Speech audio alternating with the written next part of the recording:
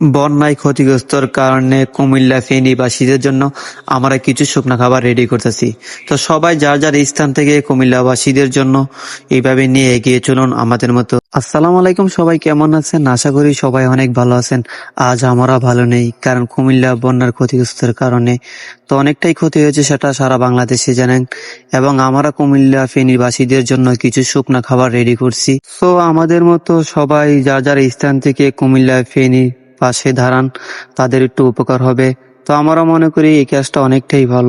আর এইদিকে আমরা এক এক করে সব পুটলাগুলো রেডি করতেছি, কারণ ছোট ভাই বড় ভাই এবং একসাথে মিলে কাজ করা অনেকটাই মজা।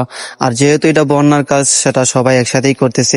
আর এইদিকে আমার নিজ হাতে আমি সবগুলা প্যাকেট করতেছি, এবং আমি কেন, আমার পাশে যারা আছে সবাই একসাথে আমরা কাজ করছি। আর যেহেতু শুকনা খাবার আমার এক এক করে সব পলি করে নিচ্ছি। এখানে মুড়ি আছে, তারপর বিস্কিট আছে,